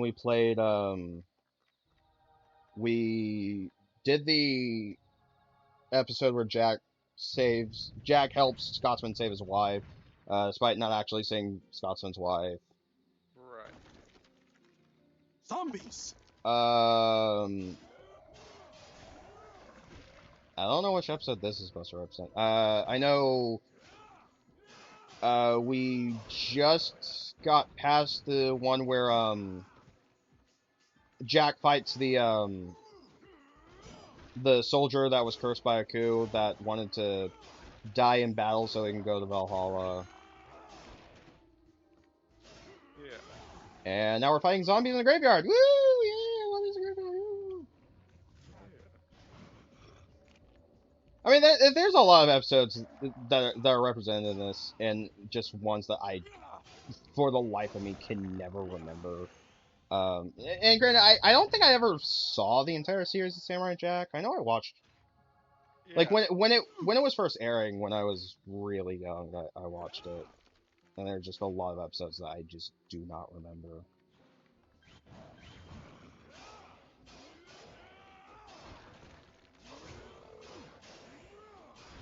Oh, Though, so this game is finally fucking releasing after all this fucking time. Yeah, okay. Yeah, what this game? fucking... AEW Fight Forever. It's supposed to be... It's the official game for All Elite Wrestling that was announced back in 2019, but it's now getting released, like, this June. I almost forgot about that one. Yeah, and it's like, Because I remember hearing about it. yeah, and it's like, apparently, according to this one article, it was suspected to be launched, like, last year in September, but, there was a lot of controversy in AEW in September. Uh, that is the month where one of their wrestlers, CM Punk, who is a really good wrestler, and he's honestly one of the best wrestlers I've ever seen. He was a former WWE superstar, retired, and then came out of retirement to work for AEW. And he was a, he defeated another wrestler, John Moxley, for the AEW World Championship during an event called All Out. And he went extremely off script at the post show, and he aired his personal grievances against several of his other employees, basically calling them, you know, he called them children, essentially, that he's working with children, that they don't care, and that there's a lot of backstage politics and all of that. And a backstage fight then ensued after that interview between, Punk and some of the executive producers there, which are wrestlers such as the tag team, the Young Bucks. And apparently that could have caused, another delay in the AEW game. Well, I can understand to some degree, like, them looking at, like, yeah, it might not be great to release, especially if Punk was a playable character. He still is a playable character, but he was removed from the cover art. Yeah. So I understand delaying. I understand delaying and or changing cover art because of that. I mean, honestly, it was Punk's fault because, like, Yeah. after the thing, he was backstage, and one of the executive producers was like, okay, let's not. He's trying to calm down another executive producer, about this. So we're just going to try and talk to him. But one of the executive producers got heated and started attacking Punk, and Punk, reacted in self-defense. And I think, Yeah, and like, from all accounts, Punk won that fight. yeah, I, I, I can at least defend Punk in some degree, because if it's in self-defense, like, that's I have more respect for that. But at the same time, like, dude, like,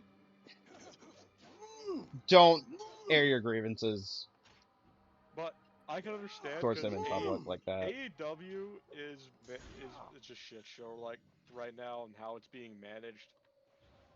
Like, Well, is it being managed better or worse than WWE? I would say it's being managed along the same lines or even worse, Ugh. because That's not good. it's like the boss there, Tony Khan. He doesn't have the fucking balls to control his employees. He fucking. It's like the matches have been decreasing in quality, and it's like, there's all this controversy going around with the executive producers and what they're fucking doing. And it's like, what's an outlaw?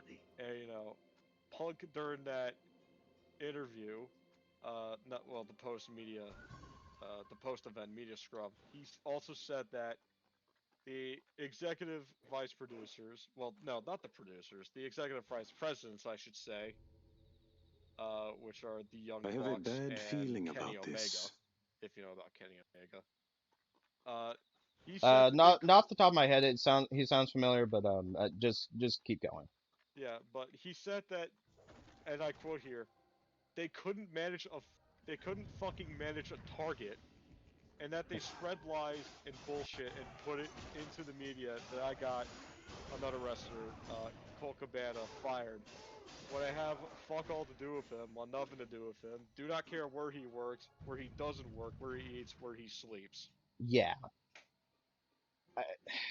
And they were also acting like stupid guys who think they're in Reseda, it's which was where another promotion was, Pro Wrestling Guerrilla. Yeah.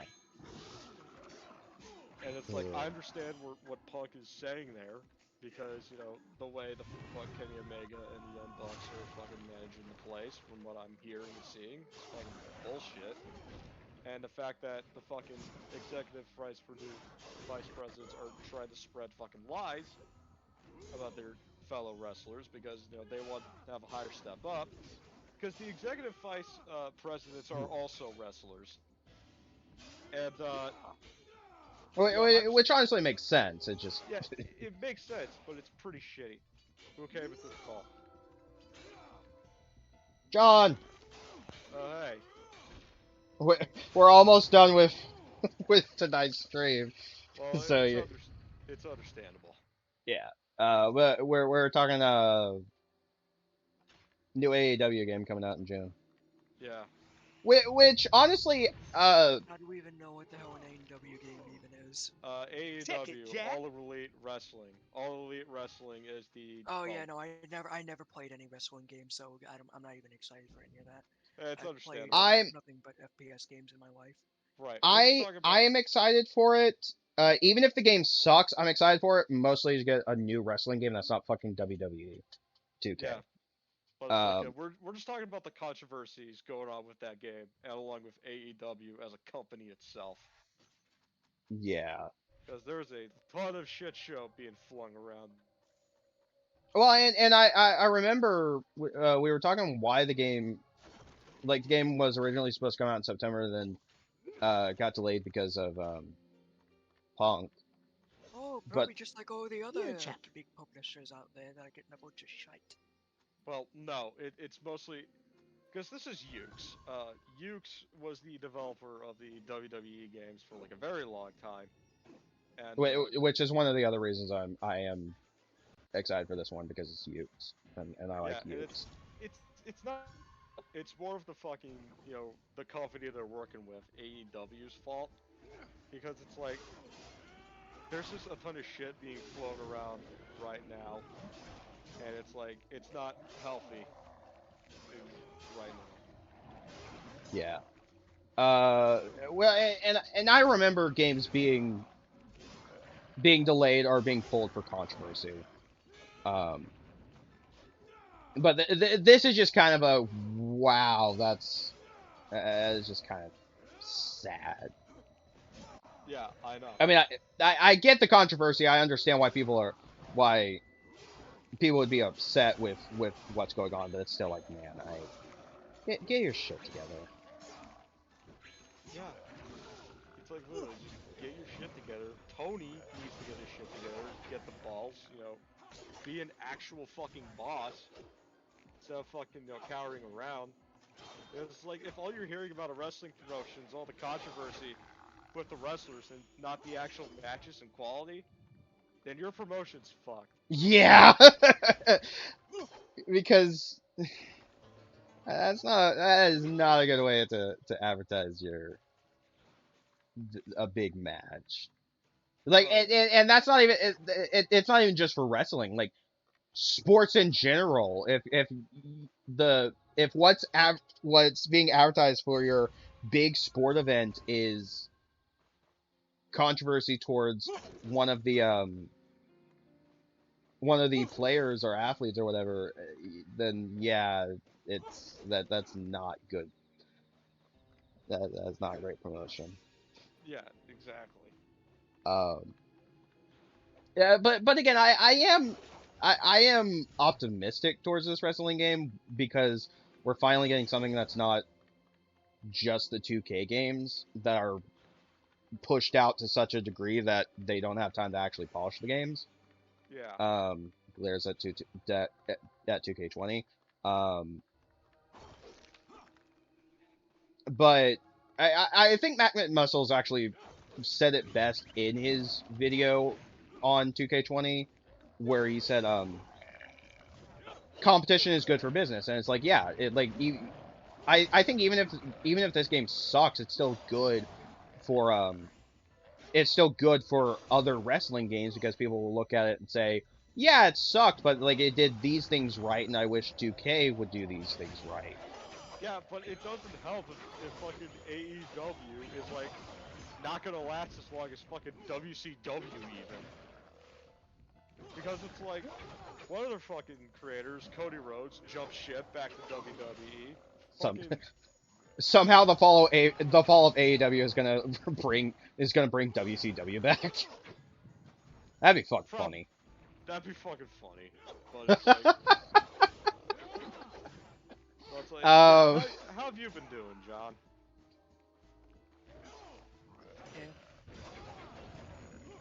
Yeah. Yeah, I understand. But yeah, so we're more or less starting it to bring it back to what we're doing on stream. We're basically starting License Game Hell Month a bit early.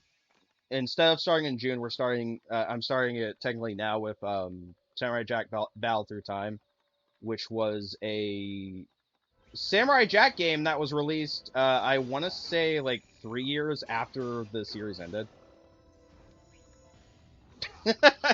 But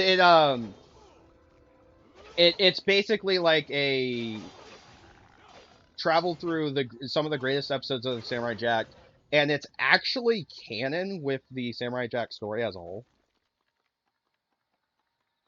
So it takes place like during the final episode, essentially. Yo, Sensei! I've never watched Samurai Jack, so I don't know. I'm gonna be It's a honest, good series. I watched only a little bit of it, so yeah, I'm in the same boat as you. So I think I'm the only one here who's actually seen enough to know like every single tiny Yep, thing they're yep, referencing. pretty Okay, much. that's a Pretty little much. upsetting. My Cartoon Network days were focused on fucking Edna and Annie and Foster's Home for Imaginary Friends. Yep. Which is fair. Those are Kids Next Door. oh yeah, and K and D. Which is fair because those are really good series. They are really good shows.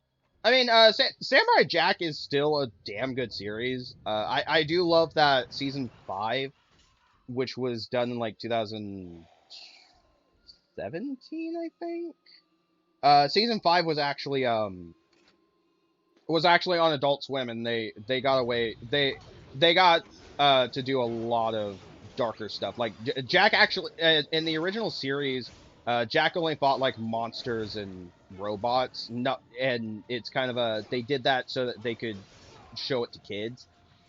Season 5, he actually straight up kills people. Right. They show blood and everything, and it gets pretty fucking violent.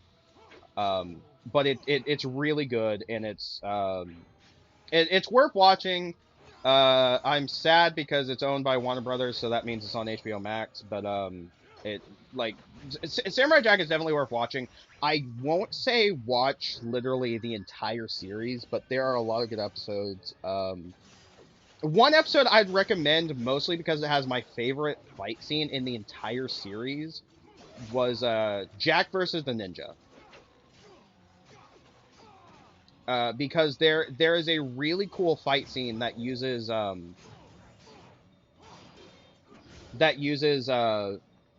black and white, more or less black and white visuals, but Jack hides in a tower after being hunted down by a ninja that Aku sends, and it's becoming the sun is starting to set, so light's going out. But Jack covers himself in his entire white robe and just hides in the light while the ninja hides in the shadow. It is even if you don't watch the full episode, at least watch the fight at the end of that episode, because it's definitely worth it. It's one of the reasons why I love the series as much as I do. But it was really good. But the guy who did, for the record, the guy who did Samurai Jack is Genny Tarkovsky, and he's done a lot of work in animation. I know one series that a lot of people remember him for now is he did work on Hotel Transylvania. I don't think he was creative lead on that. He did direct those movies, but it wasn't his concept. It was kind of a Sony basically said, "Hey, you want to work on this?" And he's like, "Yeah, sure." And that was those movies are alright. Yeah. They're some of the only movies with Adam Sandler in them that I actually tolerate. Oh, okay. Because, and it's funny, Adam Sandler plays Dracula in those movies. All except for the fourth one. They couldn't get Adam Sandler back for the fourth one for some reason. So sure. But shit.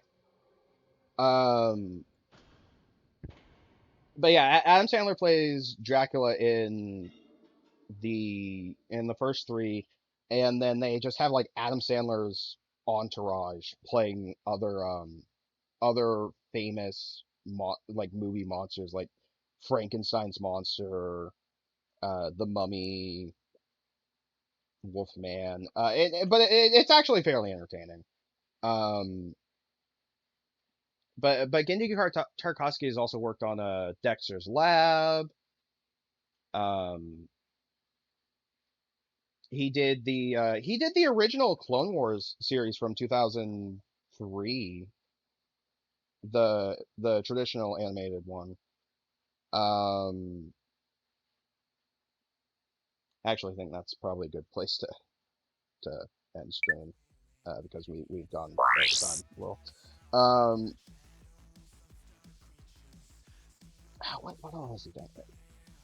It's Dexter's Lab, Samurai Jack, Hotel Transylvania. He did Star Wars Clone Wars. He did Symbionic Titan. He recently did Primal on Adult Swim, which I finally got around to watching, and that is probably the most brutal thing I've seen him work on, because it's just a caveman and a dinosaur just going around killing people through most of that series. It is a really good series, although the ending had the caveman sacrifice himself to this giant fire demon, and the main female lead that was there through all of season 2 just has sex with his dying body. Like that, it has sex with a dying body, and it's revealed that she did have a child with him after he died. Like that's how Primal ends, and it's like, holy shit, that is unending. Yeah. I mean, outside of that, it wasn't that bad, and I think because I was watching that with my dad, and both me and my dad kind of agreed that with Primal, it would have been better if they did that before the caveman character, whose name is Spear. It would have been better if they did that before Spear sacrificed himself, because it would have, like, the whole Spear sacrificed himself would have been much more noble if, like, the last scene we see of Spear isn't him being fucked as his dying body just dies. Yeah. Like, that's I'll be honest, I have no idea what you talked about. Yeah. to be fair, I've seen Primal, and sometime, and honestly, I kind of don't know what I'm talking about anymore. It was a scene, but I mostly just listing off shows that I know Genndy Tartakovsky has worked on. But yeah, like he's done a few things. That's more what I'm getting at. I'm still sad, and I kind of want to do a movie night with the animatic that was leaked a year ago, but while he was working at Sony, he did have plans to do a Popeye movie, and the animatic that leaked was actually pretty good. Like, it seemed like it would have been a really good Popeye movie if it actually got an official release.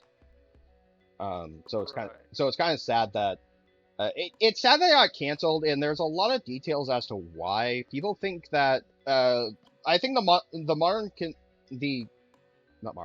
common misconception is that it got canceled so that Sony could do the Emoji Movie, but in reality, it's kind of they had both movies in the pipeline, and when Popeye got canceled, they're basically like, okay, we have this date set, so we'll just put the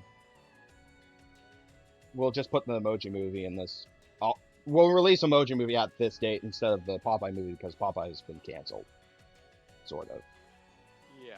So it's less that they replaced it with Emoji Movie and more of they went with Emoji Movie instead of Popeye, and more of they just kind of they had a movie that they could put at that point, which sucks because Emoji Movie is honestly one of the worst fucking movies of all time. Oh my god, Anyway, but yeah, I'm gonna start ending stream. You guys have anything to say before I cut it? no. Nope. All right, I'm gonna see if I.